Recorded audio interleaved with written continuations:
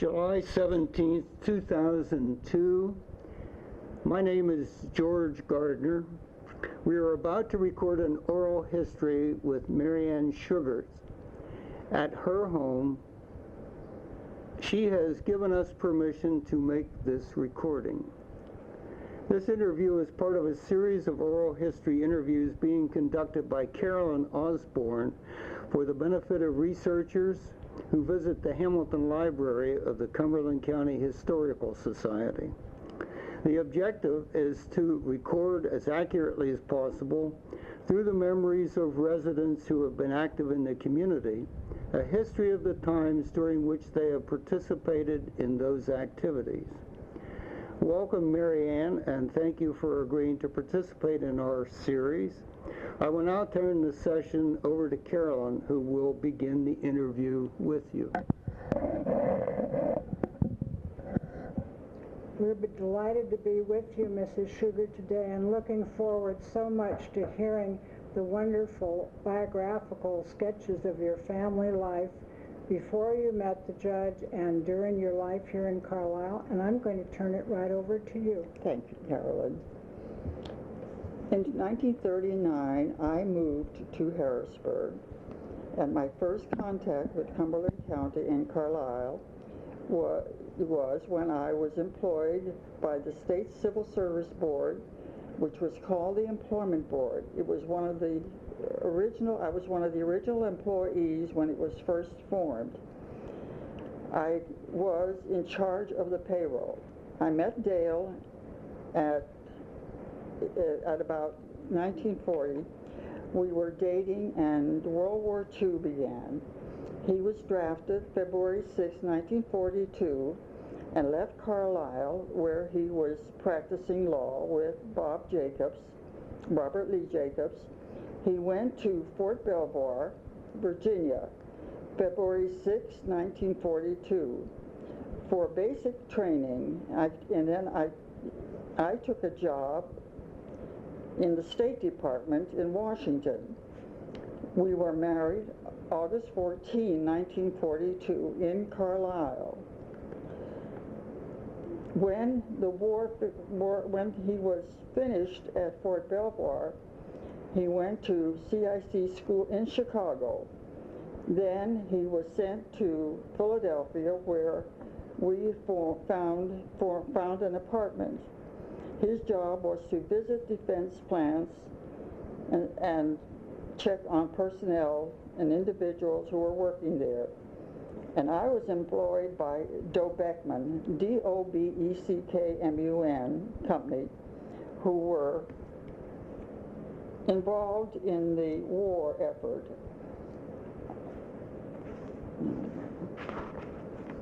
And I took courses at the University of Pennsylvania, and I went on with an insurance agency.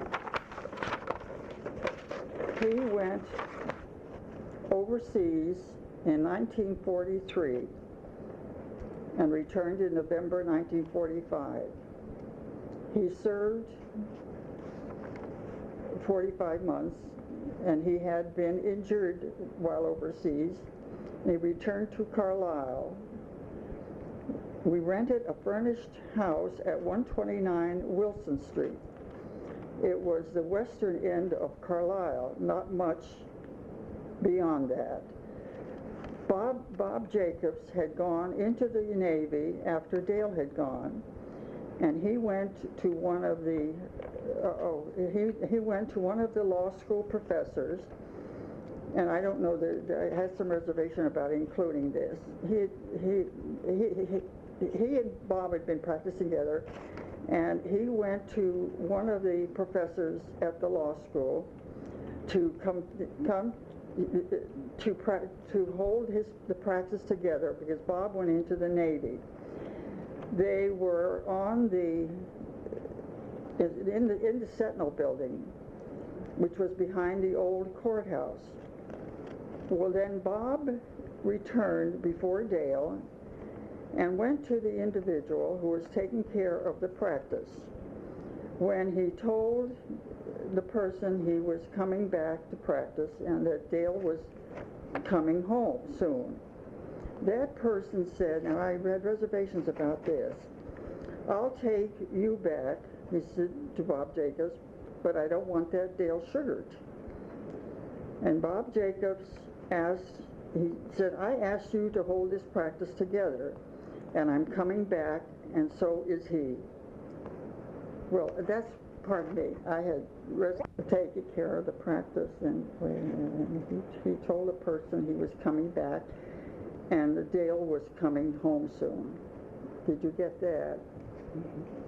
Okay. That person said, "I'll take you back, but I don't want that Shugart guy." Bob said, "I asked you to hold this practice together, and I'm coming back, and so is he." That period opened, in that period, the office was across the wait a minute. That person opened an office across the hall. Dale was appointed district attorney as the then district attorney. Ray Harrigan resigned. He had wanted to spend some time with his practice. And at that time, the district attorneys could practice law. Now they can't. Now they are district attorneys.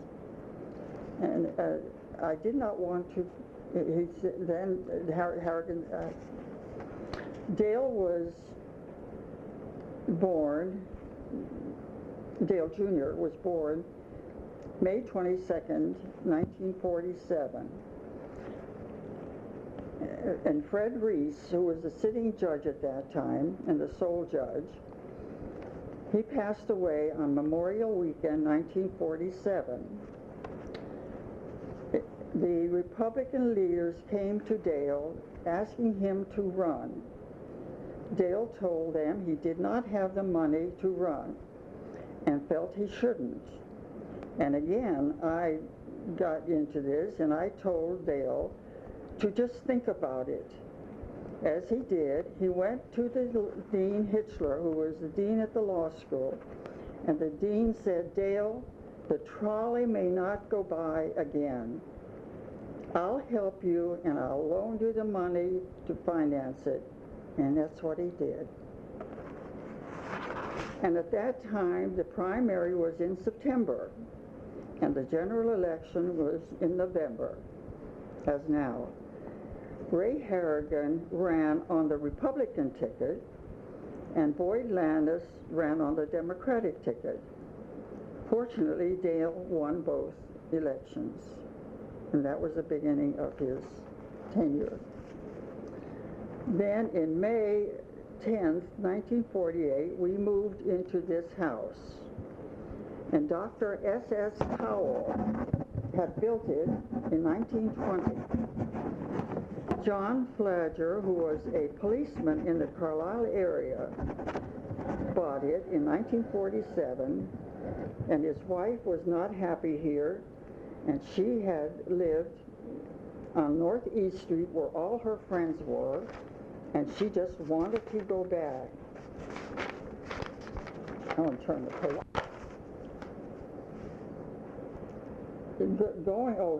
Going south on College Street, there were the four houses on this corner. There were ours, and the Browns were next door, and and I can't come up with their name. Anyway, beyond that was the Fetter House.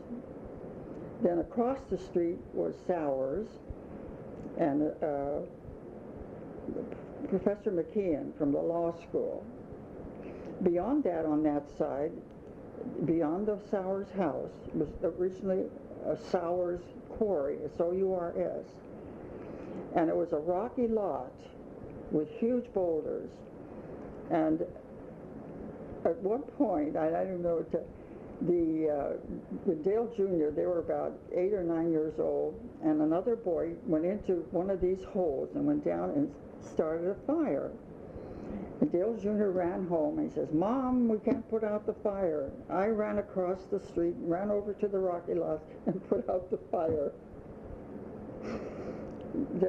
it's amazing. And then the Moreland Apartments were, I don't remember the year that the Moreland Apartments were put there. I just sort of get wound up here.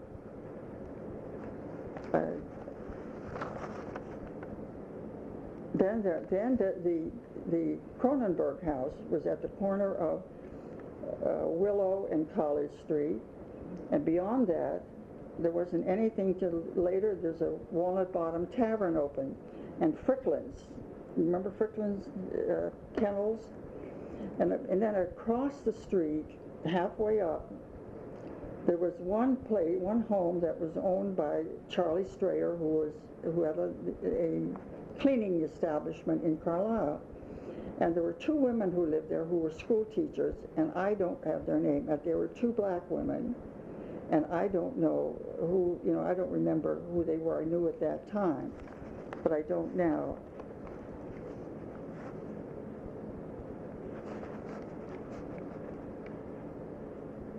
Yeah, I got through that. The Cronenberg house. Now, the Sadler Mansion across Walnut Bottom, Dr. and Mrs. Sadler lived there, and Dale and I would visit quite often. She lost her eyesight as a result of a golf accident. And we'd sit out on the porch and we'd have a wonderful time. We really had a very close relationship. The thing that we enjoyed, he had the nicest wine cellar. And it was just a delight to really have to visit them. They traveled a great deal, and they talked about their trips, and it was very nice for Dale and me. It was Dr. Lewis Sadler. Mm-hmm. I'm going to turn the page. To the front of the Lamberton School on Graham Street, and with the maypole dances, and they loved to watch them. They started school in the Franklin School building, which is now the YMCA. Then the Moreland Elementary School began, and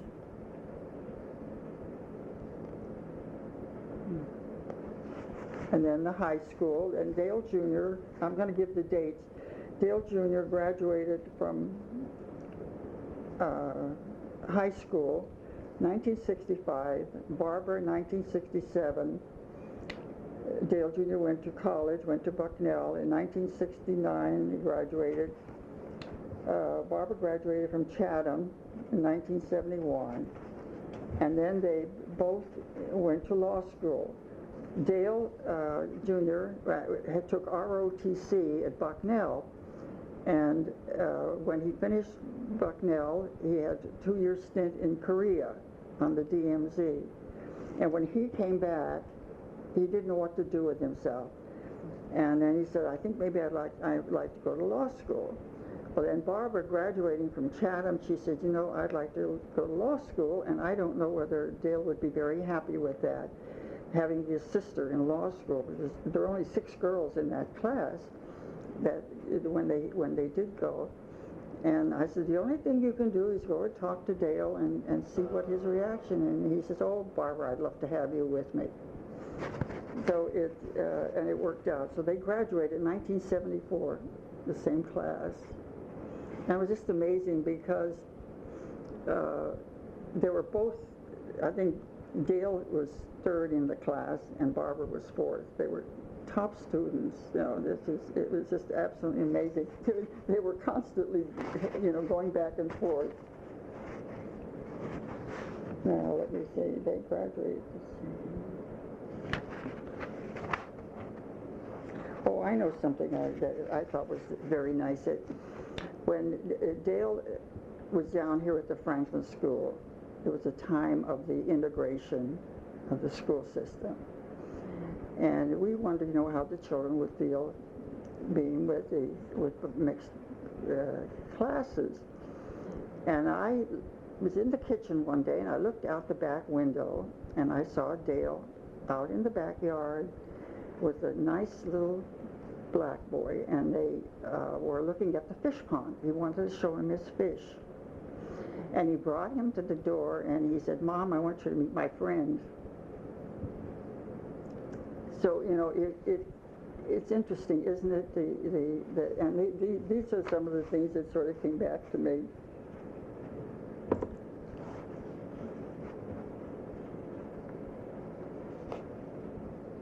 Now, let me see.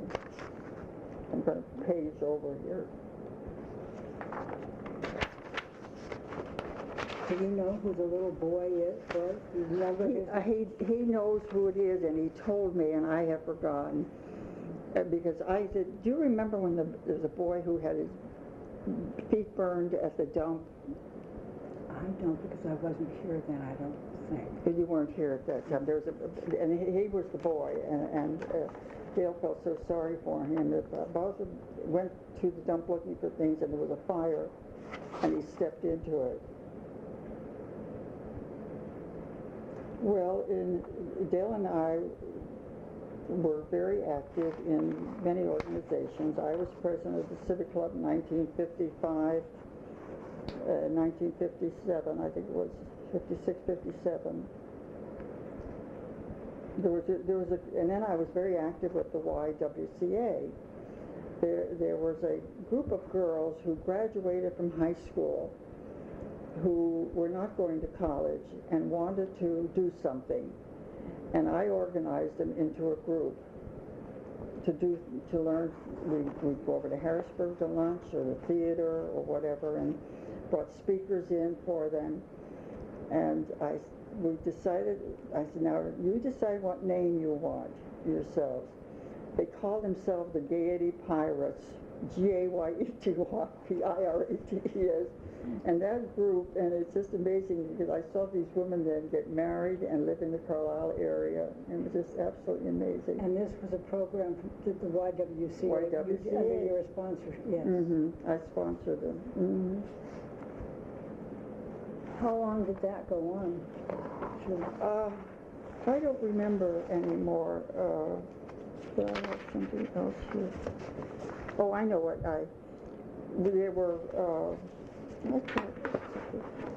there were 12 boys and 1 girl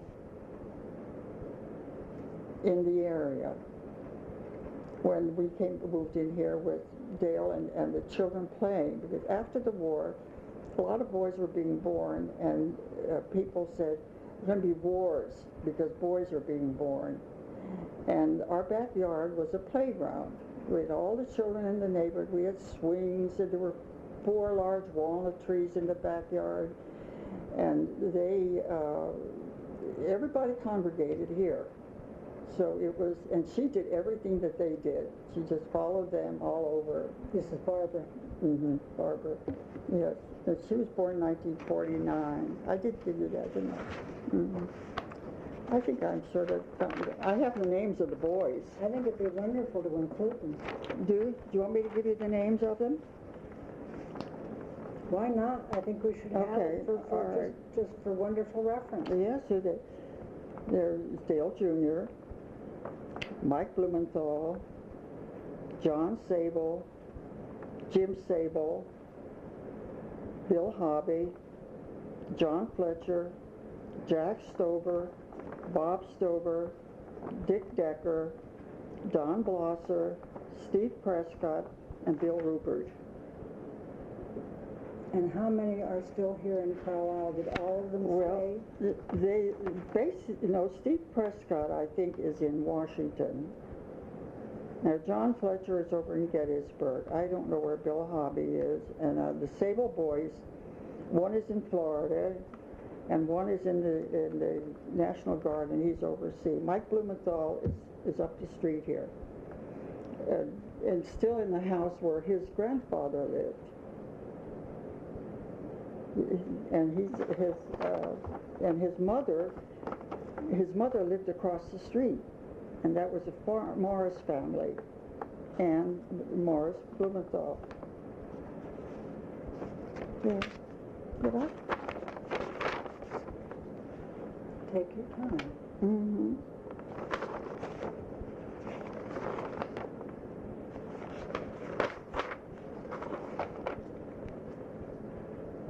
didn't go through the various elections of Dale's because there was a lot I didn't remember.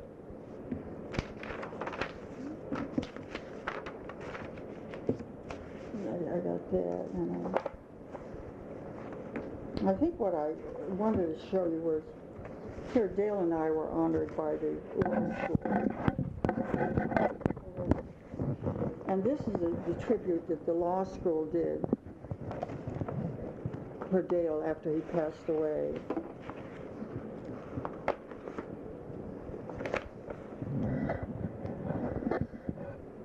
Oh, isn't that a lovely picture of you? This was done before he passed away, wasn't it? Yes, that was done before. Mm-hmm. Mm-hmm. And then this Well, I was done very involved, and this was after he passed away. The law school did that. He had a wonderful sense of humor.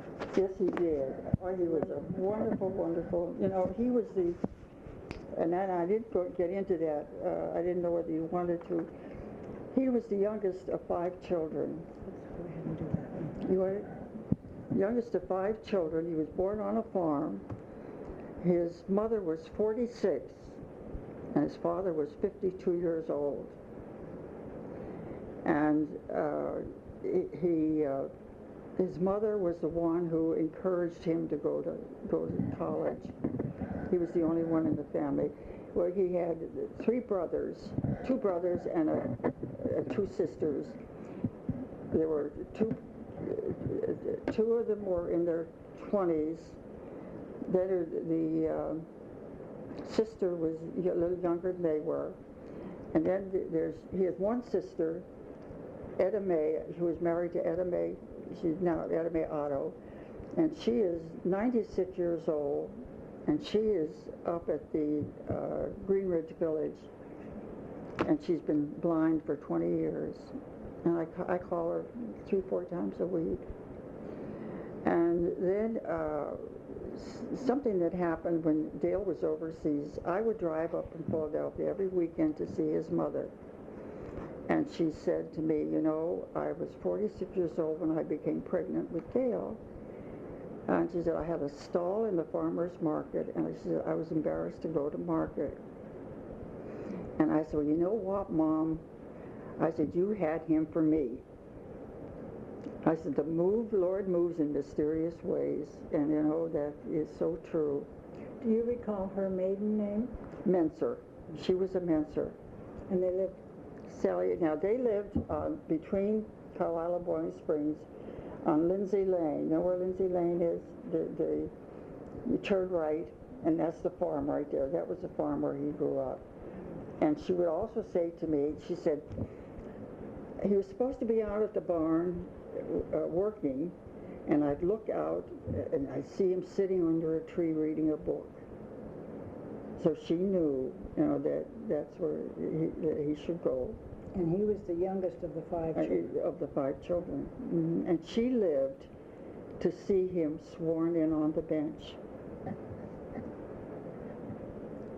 Yeah, it was just, it was just amazing. No, he really was an incredible individual. And I have to tell you another little story about him on the juvenile court. When I was in the hospital to have my hip operation in January of 2001, there was a young man who was a male nurse who came to my bed. And he said, are you Judge Shugart's wife? And I said, yes. And he said, I have to tell you something. He said, when I was a young man, I was a hellraiser. He said, my father died, and my mother didn't know what to do with me. And he said, I came up to court before your husband, and he sat me down and talked to me like a Dutch uncle. And he said, he gave me John Roller, the probation officer, to take care of me. And he said, believe me, he said, I made up my mind I was going to get straightened out. And he said, I wanted to be a nurse. And John Roller was instrumental and worked with him through high school and saw that he got into nursing school. And then he has 3 children. And he came here to visit me after I got out of the hospital, and brought me pictures of his wife and children, and his name is Brady Shaner, and he had a pin on Brady's Bunch on his shirt at the hospital, on his thing, and that touched me so deeply. And then I kept in touch with him, and one day he showed up with a plant that I put out in my garden. That's how much he was influenced, and and I've thought of if it went that far. And I found after Dale passed away, and I was going through his papers, and I found a file where he had corresponded with boys he had sent away to school,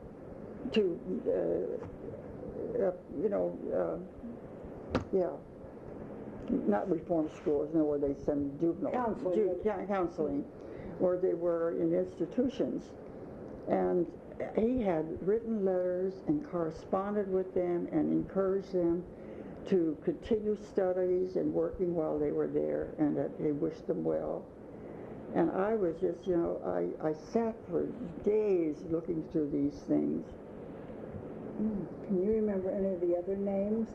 I don't remember the names, and I finally I ran them through a paper shredder, because I just felt that the children looked at them, Dale and Barbara looked at them, but it's he really did, and he was the most honest individual, and devoted. We had when we were in Philadelphia, and we were walking down the street, and there were flowers, chrysanthemums along the road, the street, and he said, when I was in law school, my mother would put a flower in my lapel. So when we came home, and the first Christmas after we got back here, I gave him a little Christmas card, and I said, Dale, I would see that every day you wear a boutonniere. And I did.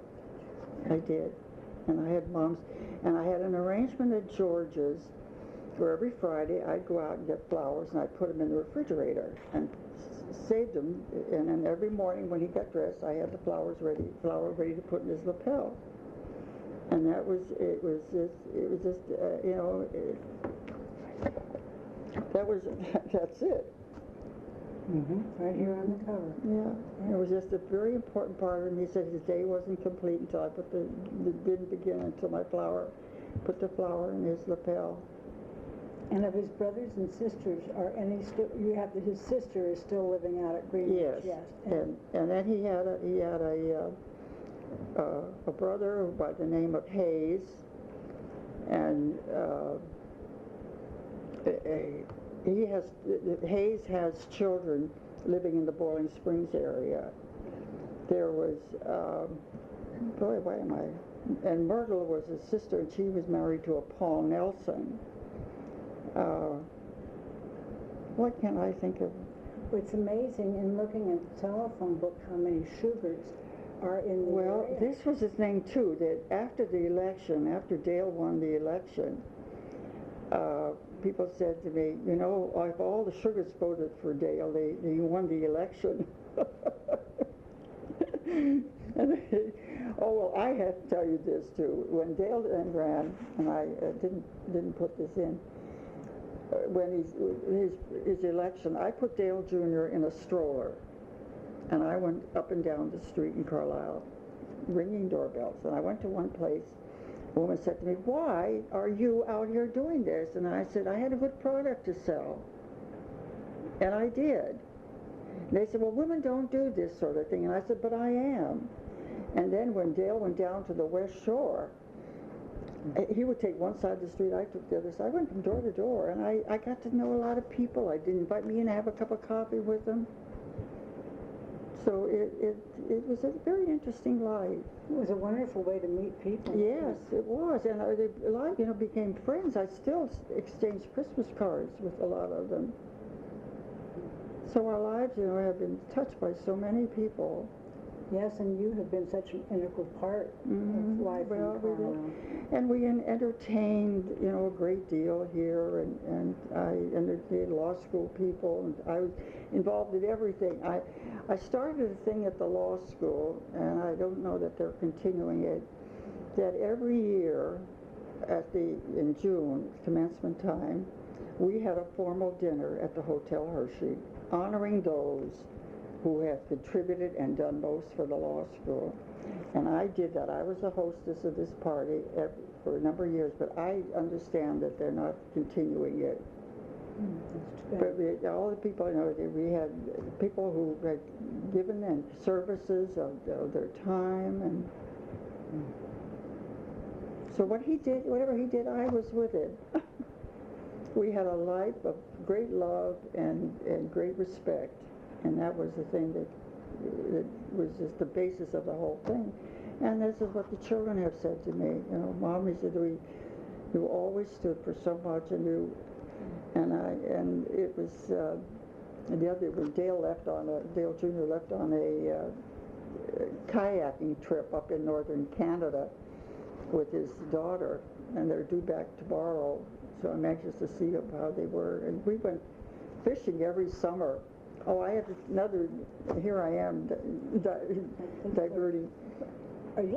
Okay. The thing about him also with Dale Jr. Dale Jr. went down when they had these fishing derbies at the Leetort, and he went down to Leetort, and he went fishing, and he loved fishing. And Dale never fished. Next thing I knew, he had a fishing rod. And then the next thing I knew, that Mom got a fishing rod. Then Barbara got a fishing rod. And the four of us would go to Canada every summer, up to Bob's Lake, and we had to take a cottage, and we fished. And Dale Jr. still goes back there. Same cottage? Yes, no. It goes back to the same place, but doesn't always get the same cottage. And I have wonderful pictures. Yesterday I was in here looking at pictures. I have a couple of women who have been house cleaning for me, and I got a whole bunch of pictures, and I sat on the living room sofa separating pictures for Dale and Barbara. And I had all these pictures taken up in Canada along the shore and along the lake, and it was the most beautiful lake, and the sky was infinity.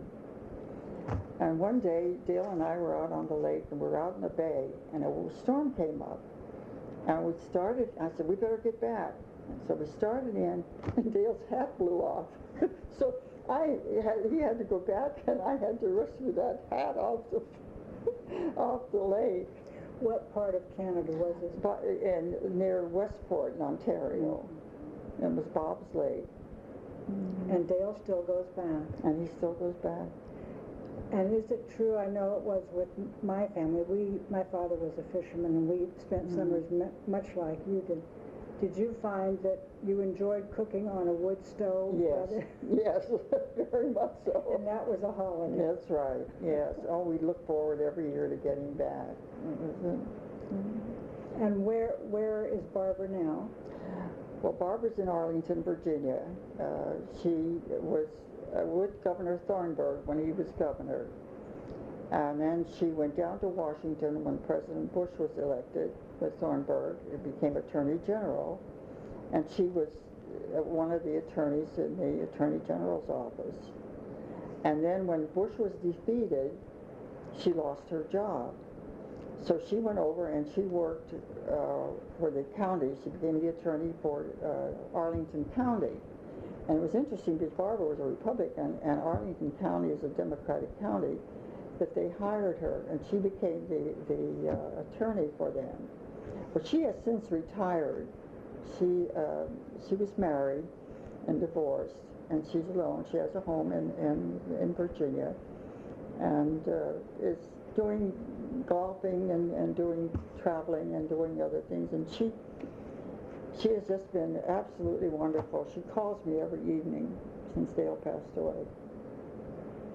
And Dale stops in 2-3 times a week. He stops and visits me, and it just They really, both of them have just been absolutely great. With all the blessings that I had, with Dale and both the children, and it just And your incredible. granddaughter. And the granddaughter, and How she's old in is San she? Francisco. She's about, she's about 27. She's in San Francisco. Her name's Laura. She went to University of Maryland, and then she studied abroad for 1 year in France. And while there, and during the Olympics in Australia, she went when she finished her studies, finished college, she went to Australia with a finance company, and she was in charge of the payroll at the Olympics.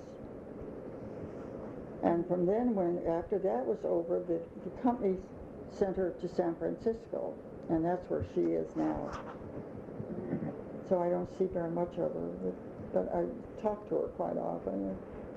And Dale, so she and Dale was looking for someone to go on this fishing trip, and Laura said, "I'll go with you, Dad." And so that's how they went out fishing.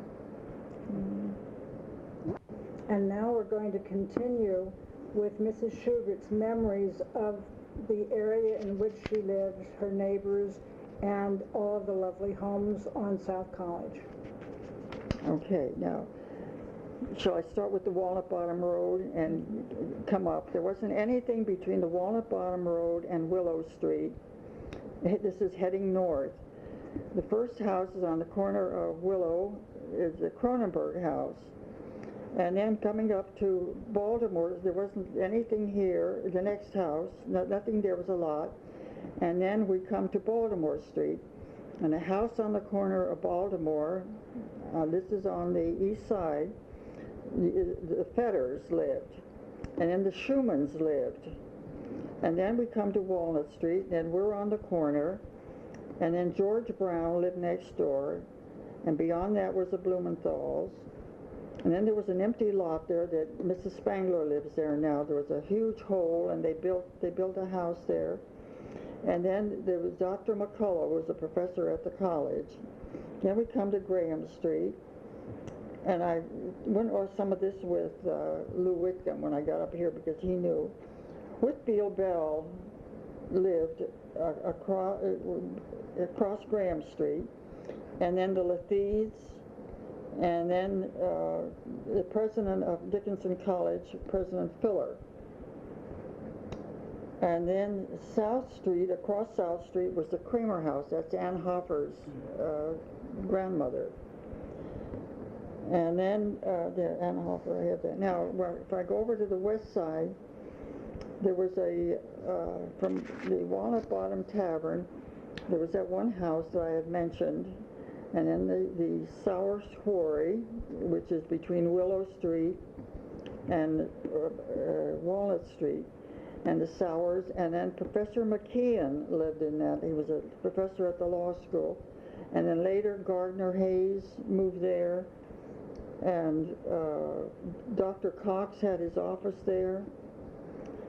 Then we crossed the street, crossed Walnut Street, and the Goodyears built a house directly across the street from us. And then later the Sables, Dr. Sable had his office there, and General Steele lived there. Now Dr. Pion lives there. No, Dr. Pion just sold a house, and military people moved in, and I don't know who they are. The LeCouriers. LeCouriers. I didn't know. L-E-C-U-Y-E-R-S. L-E-C. L-E, then capital C, U-Y-E-R-S. I'll remember that now. Yes, Jack and Karen. Oh, I didn't know. Then next to that were the Fallers. Then Ann Morris's family, who married Ed Blumenthal across the street, and Dick Decker, and then Hitchens, Kathleen Hitchens, who had a dress shop downtown, and of course the Lamberton building was behind that. Then going across Graham Street, I didn't know who lived in the first house. Then the next house was a Menser house, And then there was the SAE fraternity house, which was these sleep and eat boys, as we knew them in college. And now it's a law school parking lot. And the light on my front porch came from the SAE house when they tore it down to build a parking lot. I walked up the street and I saw this light sitting out on the sidewalk, and I asked them if I could have it, so I brought it home and had it put. I needed a light up on in the front porch. Then, of course, there's the law school, and beyond that, college. And then there were people that I knew on the street along there, but I didn't know exactly anyone offhand. I mean, I knew Bob Nye and Ann Nye lived up there, and but didn't know them that well. We knew who they were. Your memory is wonderful. For 85 years of age. It was just splendid Oh, to have dear. all this. Oh. And the Cox family, is that Dr. Paul Cox's Yes, father? he had it. No, That was his. he had his office here for a while. Mm-hmm. Now they're military people are there now. That's the Adams. The Adams, yes. And I Yes. corresponded with Peggy Adams when they were over Yes, Peggy was one of my Red Cross workers. there. Mm-hmm. Yes. Yes. Yes, and I miss Very her. fond of her. Yes. Yeah. Yes, she's lovely. Mm-hmm. Well, we have two nice military families Yes. across the street Mhm. now. You'll enjoy them. Yes. And Well, I'm sorry that I'm not able to get out to see people because it makes it so difficult for me. But I manage, and I just take a day at a time, and at least as I told my minister came to give me communion, I said, I may not be worth much from here on down, but I said, up here.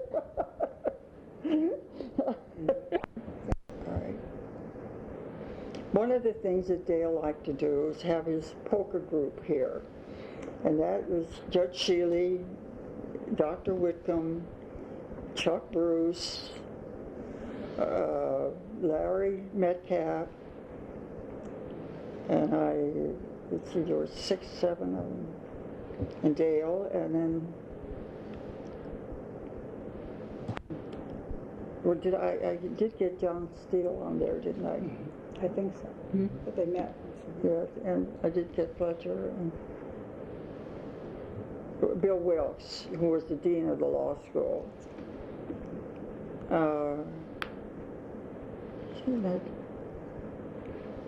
Boy, why is that?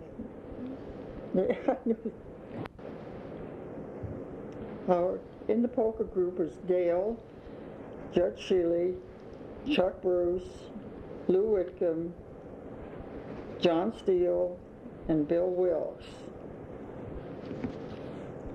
And then if one could not attend, he would get a substitute. So that there were other people also who played poker, and they had the best time. And shall I go and tell about Dale falling or not? I wouldn't say anything. So Do you remember any cute stories about it? Or he always wins, or they really had. I'd hear them laughing. I'd go up to bed, and I could hear them upstairs. They really were. They were very close. Occasionally, Claude Lewis used to come over and play. You knew Claude, and they were very good friends. And then Chuck and Dale and Claude used to go out to lunch regularly. They were in counterintelligence work and did work when they were in the Army. So they were very close friends. But the poker was very important. we were always interested in stories and legends that made their circulation in Carlisle. Do you remember Bessie Jones? Yes, I do very well. I do, and I know where she lived. She lived. I don't name it the alley where it is. It was up Hanover Street between. Boy, I'm getting East, South, and Pomfret. between going north on North Hanover Oh, after Lowther Street, the alley that's beyond the next, between North Street and down that alley. Down the right-hand side, her house was the first house behind that building. At one time on that corner, there was a Hall's furniture store right there on the northwest corner. And it was down that alley. And I would see her, Bessie, downtown, all dressed up, always wore a hat, always the madam. And it was, people would sort of know who she was, and she spoke to people, and people were very friendly to her. And Dr. Whitcomb said he took care of Bessie. Yeah, I'm sure he did. Girls. I'm sure he did. You know, Lou Whitcomb and Dale were in the college together, and Ben James, the three of them just had a great time. And that friendship has continued. When Dale was ill, and his birthday, the July before he passed away, I had a surprise birthday party for Dale, just the three, just Ben James and Lou and Dale. And I sat in there with them and listened to them going on and on about their college years and what they did. And I hadn't seen Dale so animated in a long time as I did, if that the three of them. Ben James was the catcher and Dale was the pitcher on the baseball team at Dickinson College. I have the pin that they won the championship that year when they were in college. And Ben was telling Dale, you know, don't do this and don't do that. They were talking about the game. And then the girls they dated, they talked about the girls they dated. They really had a great time together. Did they all graduate about the same year? In the same year, 1930, they graduated. And Ben James came down to Dickinson College through Dean Hitchler, because he was up from the coal regions. And Ben was a sort of protege of Dean Hitchler. And actually, he was like a father to Dale. He was more, Dale was sort of, they used to call him, Dale did errands for him and things like that. Mm-hmm. And then Dr. Lou went, did he go to Temple Medical School or University of Pennsylvania in Philadelphia, I believe? It was Philadelphia. Oh, no, he was out in Pittsburgh, I think. Maybe. Pittsburgh. He was out in Pittsburgh, yeah. That's where he met Mary. Mm-hmm. Mm-hmm. Yeah, yes. Mary was from up at the northeastern part of the state. Mm-hmm. Those are wonderful, he's a fine gentleman. Oh, he is. And he and Dale would call each other and talk in the evening, particularly when he wasn't feeling well, and they had a great time together. It was just... The county, when in the earlier days, it was about 60,000. It was 60,000 when Dale ran in 1948. 47. He ran. He went on the bench in 48. He ran in 1947, and then he went on the bench in January 1948. And that 1947, during that election, the population of the county was around 60,000. And now we're over 200,000. Mm-hmm. And when I was in Harrisburg, the road between Carlisle and Harrisburg, there were 3 gas stations, all farmland. And I remember the day that Dale left to go in the Army. They left behind the courthouse. He got on the thing, and I took the car, and I started out heading back to Harrisburg, and my knee was going like this, and I was going down that road, and I thought, I better just stop and get my hold of myself. And it was just, as you say, it was a beautiful, beautiful drive. New Kingston, was in there, but then other than that, you got to Camp Hill, and it was all farmland. And you mentioned the Wenger farms. Where were they? This way, going this way. Southwest of town. Mm-hmm. Southwest. They're all gone now, aren't they? Yes, they are all gone. Does that family name still remain with the Wenger Meat Company? Yes, I think it does. And they had a store at the corner of Lowther and Hanover Street, the on the south side of Lowther Street. That corner, they had a ladies' shop in there, and we bought hosiery. You could go in there and get nylons during the war too sometimes when you couldn't buy it. No, I can't. I don't know whether you wanted me to get into some stories about Dale in his service or not. I have the one I telling about when he was down at Fort Belvoir. I used to go down from Harrisburg every weekend, and then leave early Monday morning and head back to work. And one day, and I had Betty McDonald was a friend of mine, and her boyfriend was in that outfit down there, and she was with me, and we went down, and we would leave about 6 o'clock on Monday morning to head back. And we started out, and Betty fell asleep, and when she fell asleep, I was riding along, and then she got awake, and she grabbed my steering wheel, and we went down the road like this, ended up in the medial with the wheels up in the air. A carload of men were on their way to work, stopped, and I said, would you please put this car on its wheels? Put it up on its wheels. I drove to Harrisburg. I took it to the garage, and I had a Ford, and it had a turret top like this. That thing was flat. I charged me $90 to get it fixed. We had that car when we got back here, and when Dale ran for office. In fact, Judge Oler talked about this at when the Dale's burial at the church memorial was held, and that when he came to Carlisle and went to law school, and he was driving some special kind of a car, and he said, I saw Judge Shugart in this flattened car driving to the courthouse. And he said, I immediately put my car in the garage.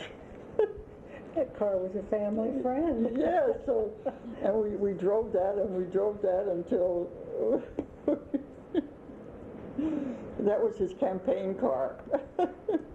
And how much mileage did that car have? Oh, my heavens, I would have no idea. I bet we had 100,000 miles on it, because I drove to Philadelphia, and I drove back, and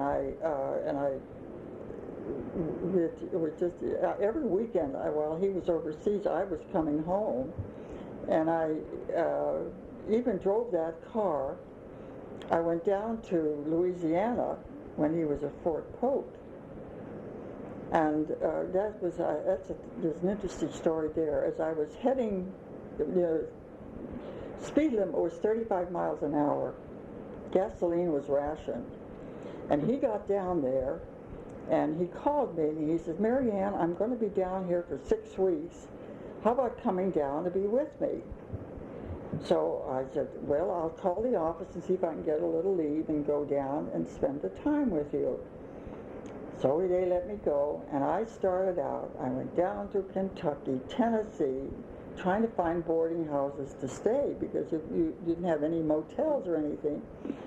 And then Dale told me that when I got within 10, 12 miles of the post, that I should call him, and then he would come and meet me out to show me where to go. And so I kept looking for a place to find a telephone, and gas stations didn't have telephones. And I saw a house across the street with about half a dozen steps up the front of it, and then there was some women sitting on the porch. And I thought, oh, gee whiz, surely they have a telephone in that house so I can make a call. And I started up the steps. I went up the steps and got up about halfway, and an MP grabbed me by the arm, and he said, young lady, I don't think you want to go in there. We're about ready to raid this place. It was a house of prostitution. Well, when I told Dale, he said, oh my heavens, Marianne, what the devil do you get yourself into? I can still hear his voice. told him, like you first told the children about it, they just howled. Oh, that's priceless. It wasn't particularly funny to me at that point. No. Because by that time I was so tired. I was so tired of being on that road. Well, and gas was rationed Yes, then, so you yes. had to.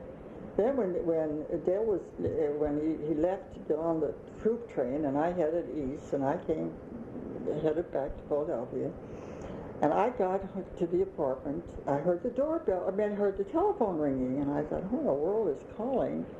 I went in, and it was Dale. He said, Marianne, I'm in New York. How about coming over for about 3-4 days before we ship out?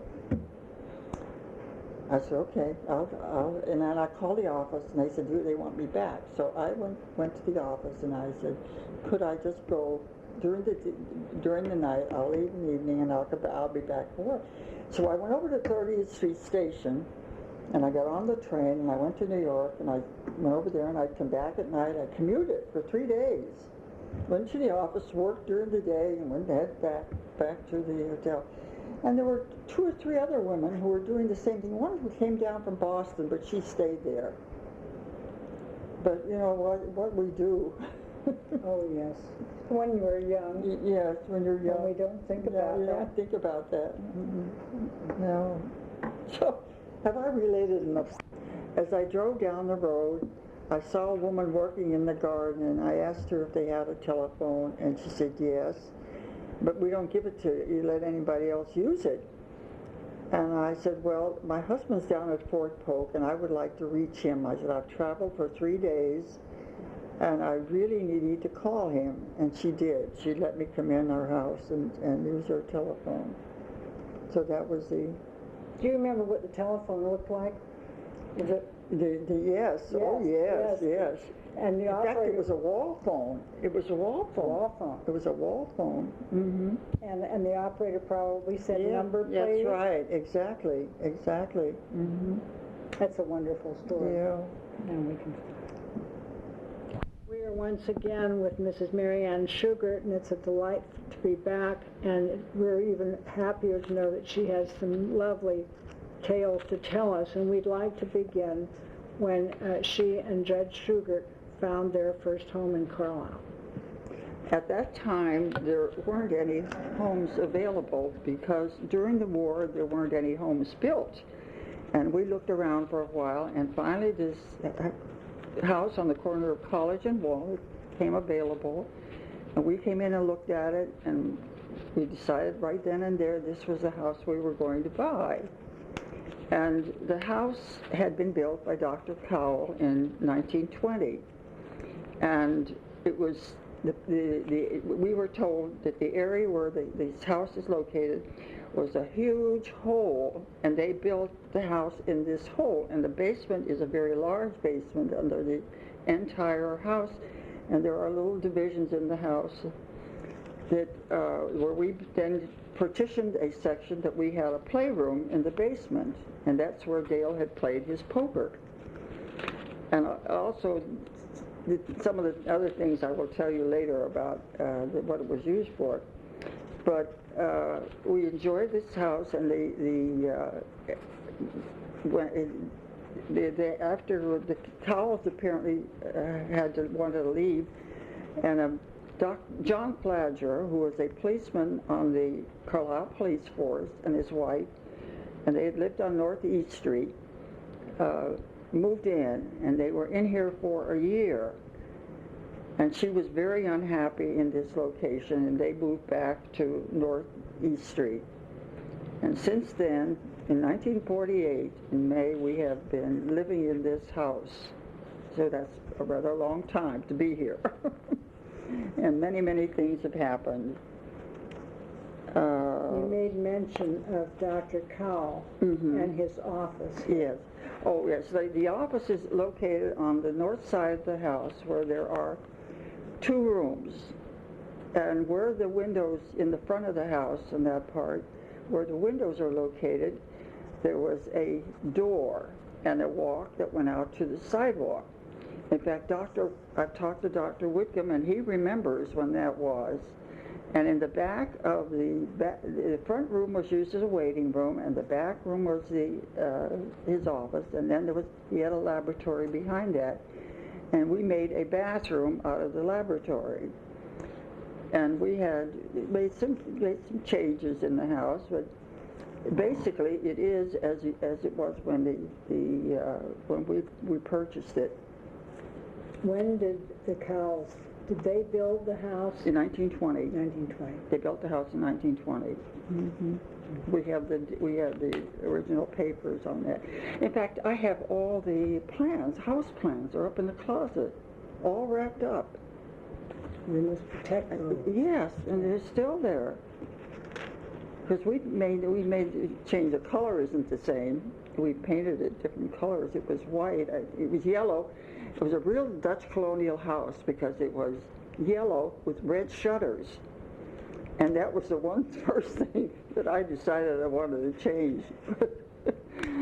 So I think that's about on the, we moved, should I go into the basement of the room? Mm-hmm. Well, the downstairs is a very large, the basement, very large,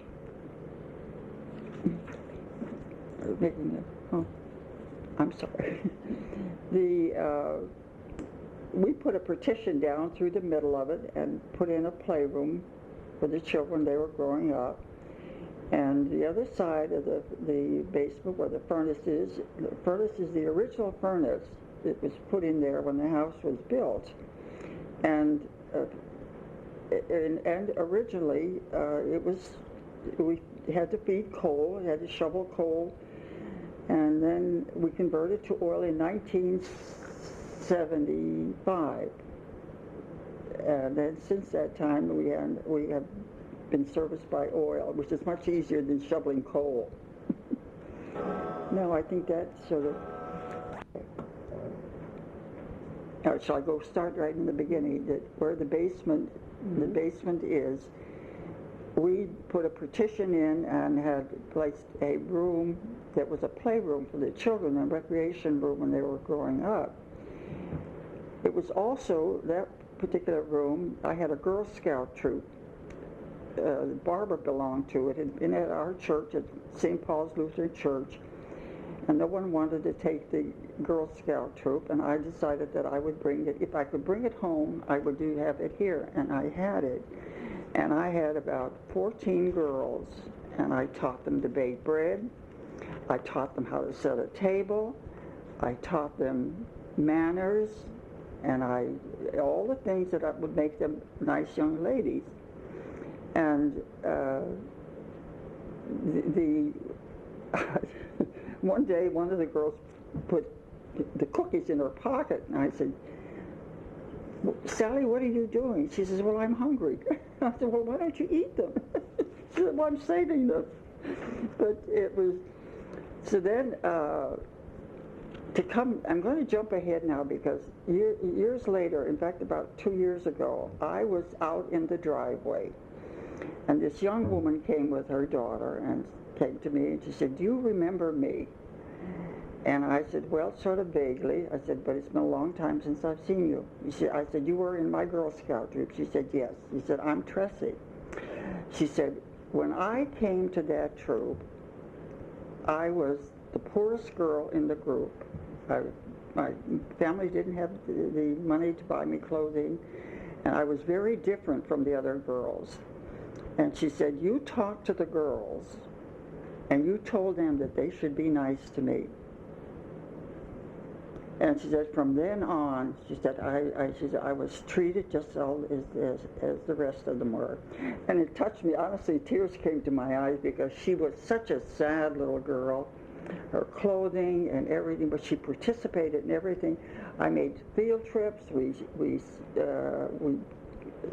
camped out. We put up a tent in the backyard, and we had camped out and came back in the house and got our food. And it was just an enjoyable group. Oh, I know what I want to add. I brought a state policeman in to talk about safety in the young girls. And he went through, he was, I don't remember his name anymore, but he was from up in near the Scranton area and had a very had a brogue of that area. And when he talked, and he was talking about safety, instead of saying safety, he said safety. And I could look at the girls' faces, and I could just see what was going to happen after he had gone. Every time it was safety, it was always safety. And she remembered that. She said, I remembered him that. And she said, all of us got such a chuckle out. She said, we all wanted to laugh, but we didn't. We knew we didn't have to. We couldn't. And I had, forgotten about it until it was just, it's amazing. How many girls did you have? 14. And do you still see some of them? Yes, the one girl was Sally McDonald, who lived over here in Baltimore Street, and her parents have M&Z carpet. She married a D'Angelo when she graduated from high school, and I see her occasionally, and she was one of the girls. But there was a hobby girl up the street, and I can't think of her name. How long did you have the troop? About a year, and maybe it was no more than that. It was, and we have a cottage in the South Mountain, and between Boiling Springs and Mount Holly. It's up on the mountain road, and I used to take them up there, and we'd hike up through the mountains and have just a wonderful time together, and cook meals, and had outdoor fireplace and worked outside. But I have to tell you a funny story about Dale. We used to go up there every weekend and leave here on Friday and come back on Sunday night. We'd put call forwarding on. And one weekend we were there, and I was taking a nap in the afternoon. And he was out in the woods. He came in and he said, Mary Ann, we're going back into town. He said, I'm going in to get a pull-along. A pull-along. I said, what in the world is a pull-along? And he said, well, I'll tell you when on the way. And he said, it's a contraption. He said, I cut down 2 trees that I want to pull through the woods and take it across the stream. We're going to build a bridge. And I said, Dale, you and I are going to build a bridge? So we came in and got the pull-along and went back in the woods, got this chain around and got the pull-along. And that's what you did. We just pulled these trees across the stream, out through the water, had chains. We hooked up the logs up on the big tree on one side and the other. And we came into town and scavengered planks and put the planks over this. And that bridge is still there. There were winters that bridge, ice and snow came up over the top of that, and but it's every time I go up there, it's still there. In the spring they had trout. It was trout fishing. It's a trout fishing stream, and the state stocked trout, and we get a lot of people up on that land of ours where they went fishing. And I hiked one day. I went hiking. I wouldn't go without Dale. Dale said, you don't go alone. I went without Dale, and he was sleeping. I went and I got a paint can, and I sprayed the side of the tree. And I climbed, and I climbed, and I climbed, and I thought, now I know how to finally get my way back. So I would find these paint marks. And I went across the stream, and I climbed over the top of the mountain, and I looked over, and there I could see the PPG plant from the top of the mountain. And I got back, and I said, Dale, I said, you know what I did? I said, I climbed the mountain, and I got back, and I said, I saw the PPG plant. And he said, I can't believe that you did that. He said, how in the world did you find your way back? And that was, I said, then I told him about the paint can, and oh, he just howled. So that's the mountain. That's good thinking on your part. Yes. Mm-hmm. And the other day, Dale said to me, Dale Jr. said, you know, Mom, that I can still find spray paint that's still on those trees up there where you were in the mountain. Because I told him that story. Wonderful story. Yeah. Yes. we've had it. We really had a wonderful life. You have indeed. Mm-hmm. And your home, it's wonderful to have the memories that you have. Yeah, and and I think of, well, we had a furnished house before we moved here, and we had to go out and buy everything that we needed in this house. We went out and had everything brought in. This furniture, this dining room table, chairs, have been here since 1948.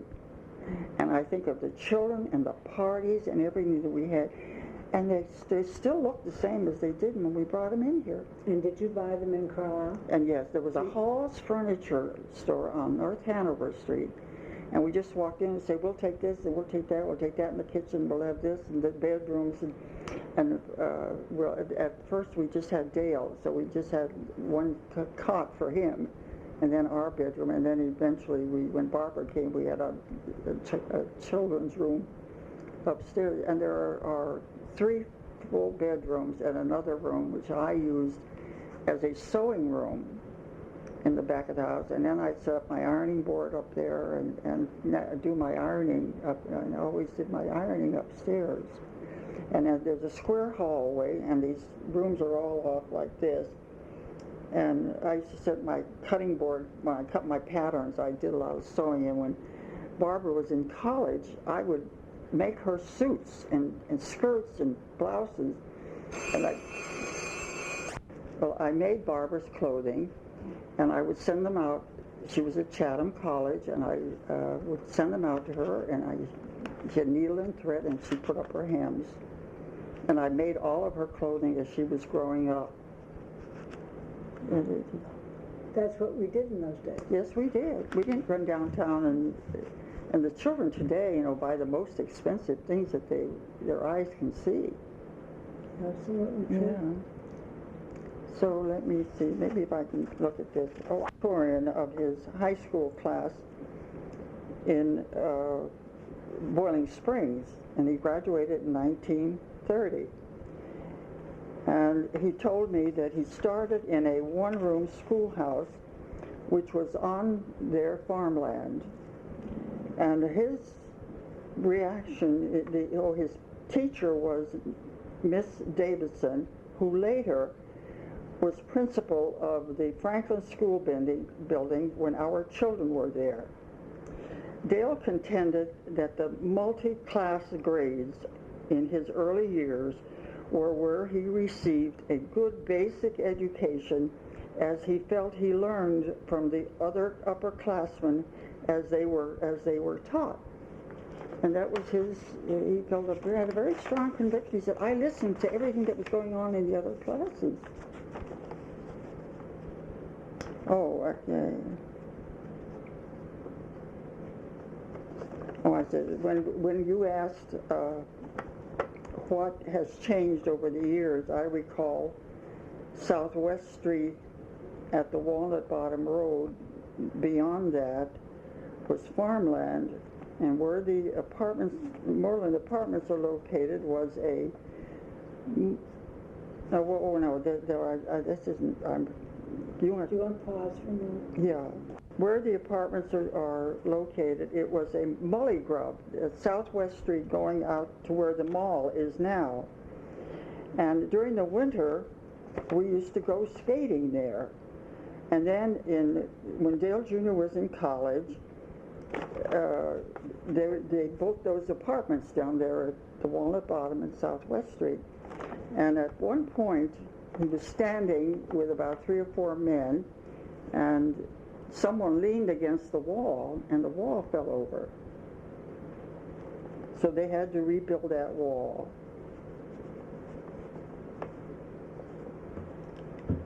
All right. The MJ Mall and beyond was all farmland, all the way to Mount Holly on the Holly Pike. There were 1 or 2 farmhouses with them. Otherwise, it was an open road toward Mount Holly.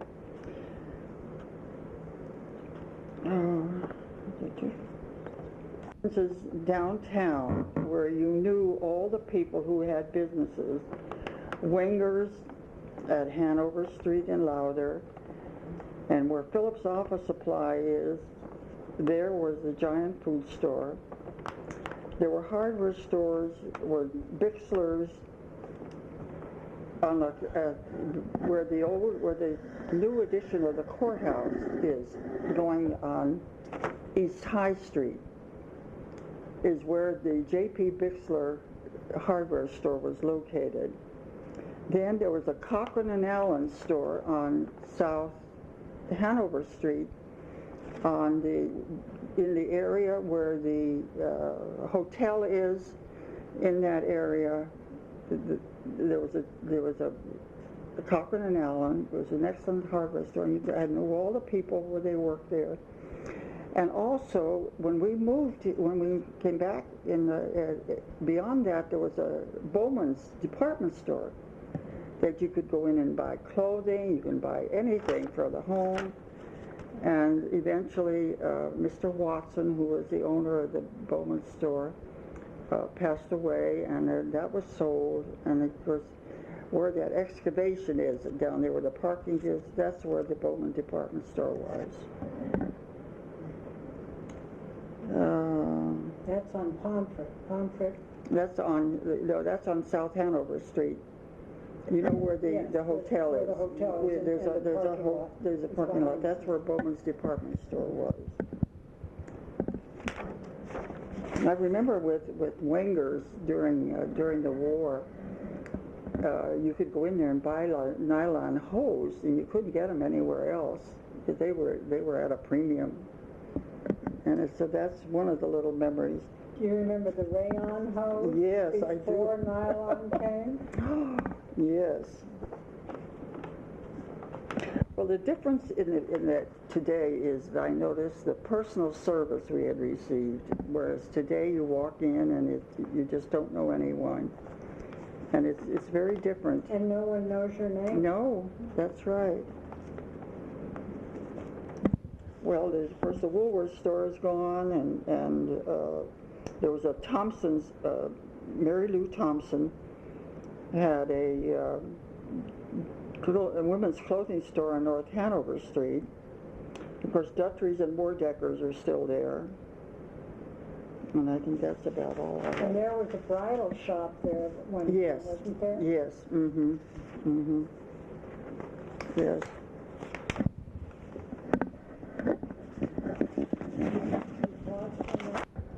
Okay, during Dale's first election, Arthur and Lorene George it was a family who owned George's Flowers. And they were great supporters of Dale's during that election.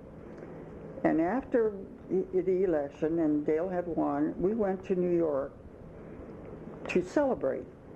We stayed at the Roosevelt Hotel, and we had a couple drinks up in the cocktails in our room, and then Dale called down to the dining room for a reservation for dinner.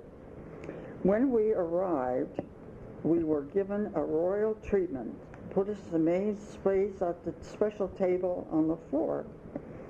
And when Dale inquired, why were we getting all this attention?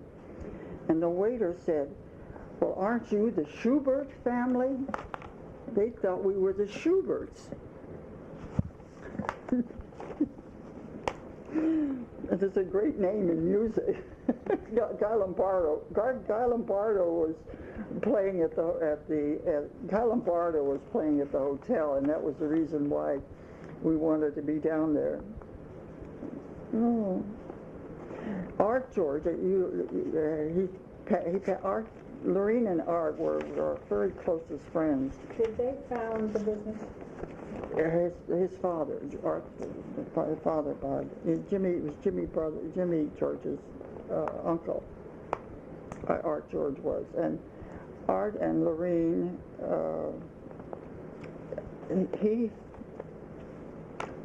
Art then ran for the state legislature and was elected, and he was in for, I think, about 8 years, and he passed away. And then Lorene decided that she wanted to run for the legislature. And I encouraged her, and I said, I'll help you, and I'll go out and I'll campaign, which I did. And she was elected to the office.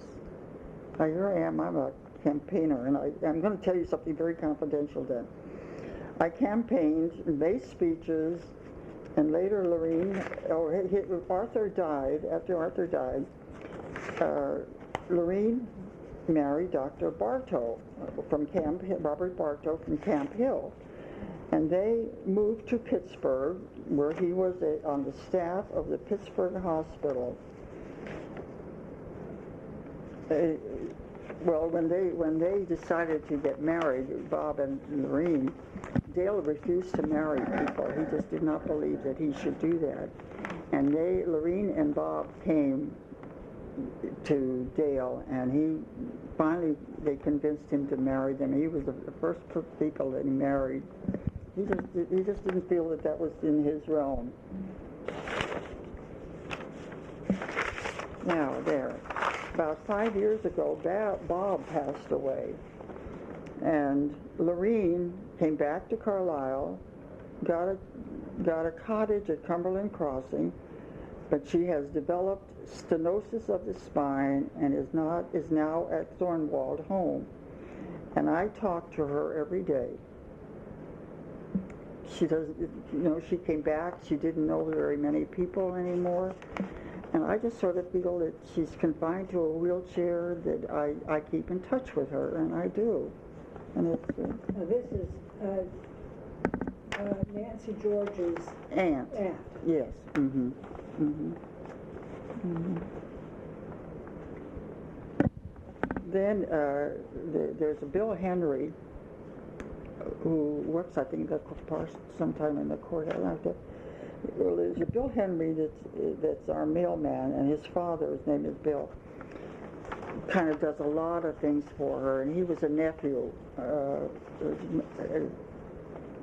Bill Henry's mother was a sister of Arthur George's. Now I'll go into, during the Eisenhower election, I was the Central Pennsylvania chairman for Citizens for Eisenhower. I traveled all through the area to solicit votes for the president, for the candidate. Yeah, candidate. Yeah. And then when he was elected and the inauguration came, I was invited to attend a formal dinner, and we did. Dale and I went. And then we were guests at their home in Gettysburg. I have pictures of all of these things. I was also the president of the Republican Women in Cumberland County. You see how political I am.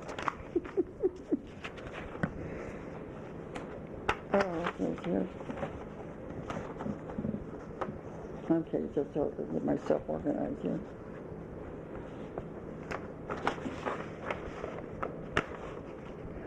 Oh, I know. I have to say.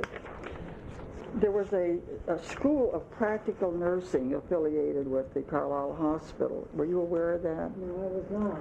There was, and it was up here. And there were Nora Green and her sister were the directors. And they had young women come in. We had one who lived with us, and the children were little, while she was going to school. And while we'd go out, she'd stay with them. And I don't remember exactly when it was finally. Dr. Cox didn't mention that. No, he didn't. Mm-hmm. And it was an affiliation with the hospital, and it was they had girls. The girl who stayed. This is July 24th, 2002. My name is George Gardner. We are recording tape number 2 of an oral history with Marianne Shugart at her home in Carlisle. She has given us permission to make this recording. This interview is part of a series of oral history interviews being conducted by Carolyn Osborn for the benefit of researchers who visit the Hamilton Library of the Cumberland County Historical Society.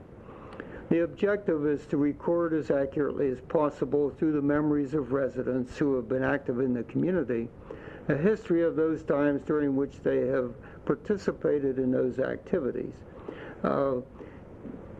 We welcome you again, Mary Ann, and Carolyn will now continue on tape 2 of this interview. Mrs. Shugart, I believe you're going to refer now to the Secession of Judges. Right. Mm-hmm. When Dale was elected judge, he was the sole judge. And then the population was increasing, and it was vacancy. They decided there should be another judge. So Robert Lee Jacobs, as a Democrat, ran for the election in a Republican county. He won the election, and then he and Dale had practiced law together, and they made a very fine team as judges. Then the next individual, who was a Carlisle native also, Clinton Widener, who has since passed away, and he served with the counterintelligence overseas. Then came Sylvia Rambo, who was also a Democrat, and that was during, Sylvia Rambo was appointed a judge and then she ran, she was appointed by President Carter. And then the next one was Harold Shealy. Now we have Hoffer, Judges Hoffer, Oler, Hess, Bailey, and Guido. So that's, let's see, 1, 2, 3, 4, 5. Well, George Hopper is George Hopper.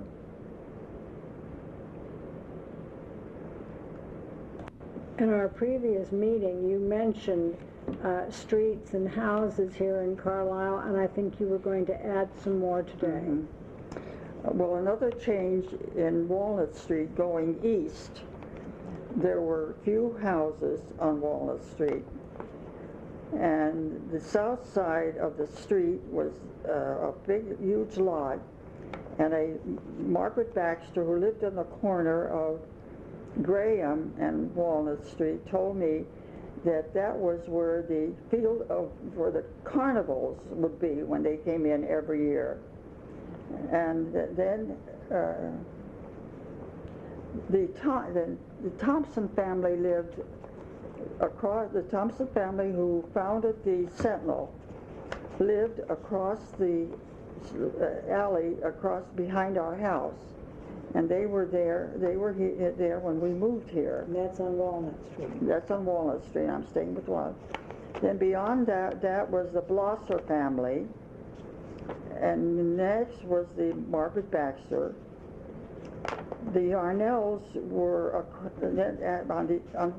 we cross the street and go over to Graham Street, and the Yarnells lived across there. And the first house from this empty lot on the south side was owned by Dr. Joseph Green's parents. Were living in that house when we moved here.